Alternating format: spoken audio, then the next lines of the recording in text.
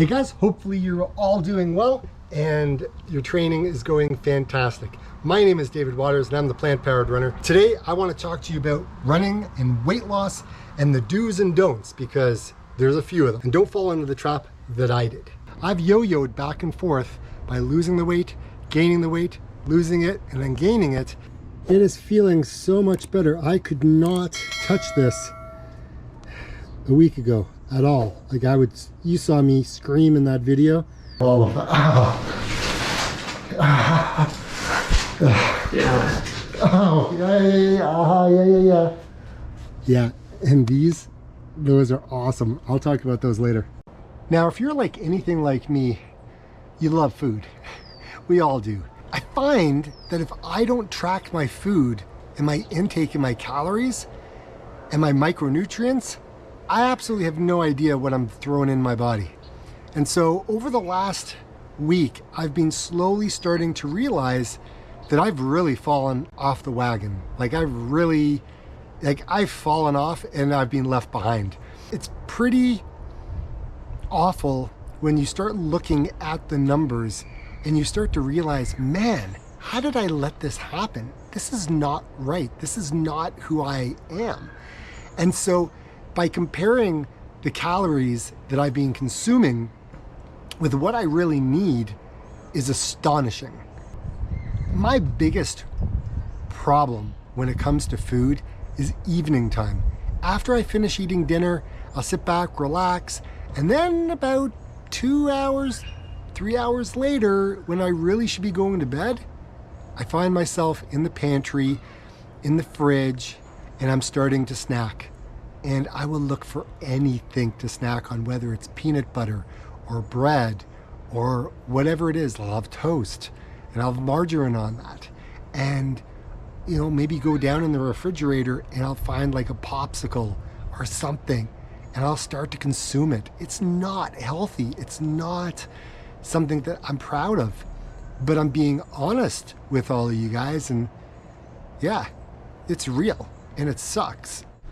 Let's get some disclosures out of the way. I'm a real estate agent. I'm not a doctor. I don't pretend to be. I'm not a nutritionist. I don't pretend to be. I am not a fitness coach. I am a guy who loves to run, who wants to get better at the sport, and I am training to run a 100-mile race. So when I got into running, I basically started to just lose the weight. And I started with walking. Walking was the number one thing that I would do every morning I would get out. But I also changed my diet. And I found that was extremely beneficial, important. And I just couldn't keep doing what I was doing before, right? I started to read like Wheat Belly, and I read Fat, Sugar, Salt, How the Big Food Chains Have Hooked Us. I think that's the name of the book. And I started to go down this path of, look, I just want to get into a better shape. I want my joints to stop aching. I want these things to just go away and I want to feel better. I didn't start running so I could start, having personal bests and all that kind of stuff. I started because I felt awful. I was huge and unhealthy and my joints ached and I wanted to be around long term. I didn't want to die early. I didn't want to die of heart attack or a stroke because that's the way I was going. So there was a lot of things that I had to change. So when I got into the whole running aspect of it, again, it's not to drop PRs, right? It is to get in shape. So if you are just coming into the sport and you want to see some weight loss, then I would say go slow, right? Go slow. Start with walking every day and try to go a little further, right? Each and every week. And I started walking pretty much every day. Every day I would walk. And before it was just walking to the mailbox because I couldn't go that far, right? Without really feeling it. So you slowly start building up, right? And as you build up more time on your feet, you get stronger, right? And then you can start looking at what you're eating, right? And then start applying those things together. And then when you start doing that, you're in that fat burning zone, right? You're into that low aerobic base building, right? And then as you continue, you can start looking at more of zone 2, right? More of zone 2 is like I take 180 minus my age and use the Maffetone approach, right? And then start working and staying in that for pretty much most of the time, right? And so as the weight starts to come off, right, I'm burning fat, right? I've adjusted my diet. I am not eating after 7:30 at night, right?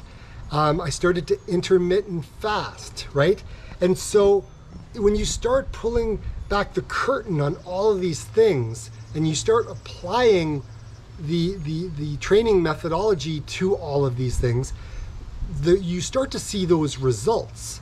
And so with me right now, I'm doing this comeback and I'm doing exactly what I'm telling you guys right now, right? So now you get into that zone 2 and I do all of my training in zone 2, right? And when I finish my training, like when I finish, I'm not hungry. Like I'm not craving any food, right? I'm making sure my electrolytes are up because it's hot and sunny, right? And I'm a heavy sweater. So I make sure my electrolytes are up. So that way when I do finish my workouts, I'm not like wanting salty foods and stuff like that because my levels are up and I'm not bonking, right? Because I'm not going fast. I'm burning what I got on me, right? So that was huge. So looking at the whole amount of fat that I bring in my diet and how many carbohydrates I bring into my diet when I eat. So all those things started to factor in. So working out in that zone 2, the aerobic zone, helped with a lot of weight loss. Now, you can use online tools like Mitokinetics, MyFitnessPal, and you can actually adjust your weight, how much fat you're carrying, and it breaks everything down for you. And it's so super helpful with regards to how you can adjust your eating pattern. So if you're a fat-based athlete or if you're more carbohydrate-based, you can adjust it back and forth and you can see where you are to make sure that you're bringing in the right caloric intake for what you need and for the exercise that you're doing. Very, very helpful tool. Now, the one zone that I would say have some caution in is when you start getting into the anaerobic, right? When you start going threshold runs. When you're in that zone, I mean, for me, I start getting into that when I'm in about the 155 to about 162.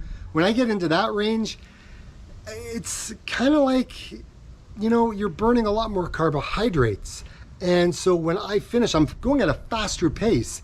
And then even if I push it further, if I start getting into the high 160s and then the low 170s, you're really, really burning, right? You're going full out. Well, you're burning anaerobically. And so you kind of switch over to more of a carbohydrate-based runner.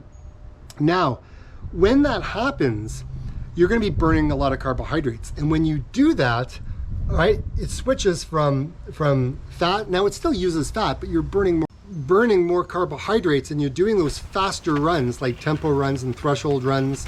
When your heart rate is elevated for a longer period of time, you're burning carbs. And when you're burning carbs, you're not tapping into more of your fat storage. So when you finish a run, you may be craving more carbohydrates after you finish. The cool thing is you get this afterburner effect. Your metabolism is kicking in high gear, and so you can burn more calories after a run. So it's kind of neat. I saw that happen when I was training for my first marathon, and I was like, wow, this is really awesome.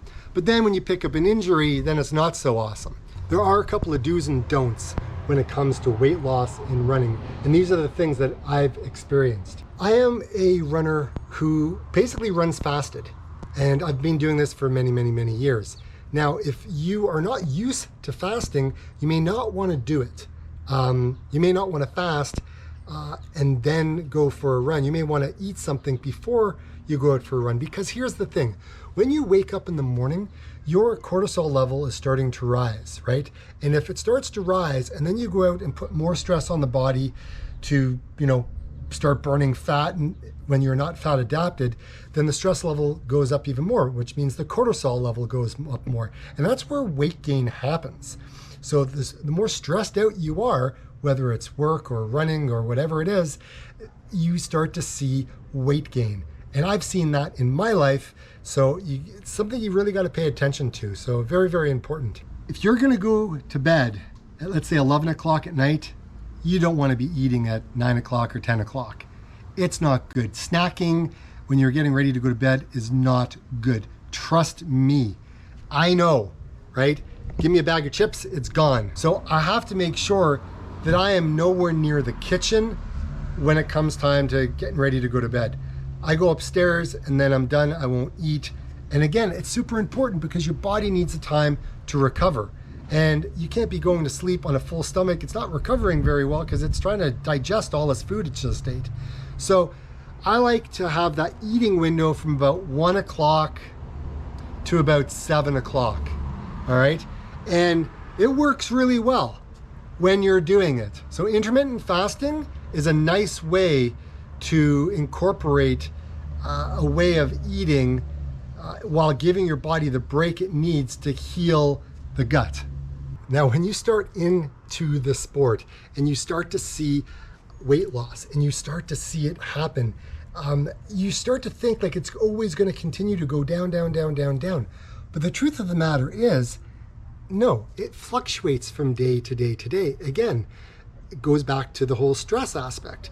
Yes, you've got that one side, but then you've got the other thing where you think that, if I'm doing, 4 hours of running, I should be able to do 14 hours of running and I'll get the same benefit.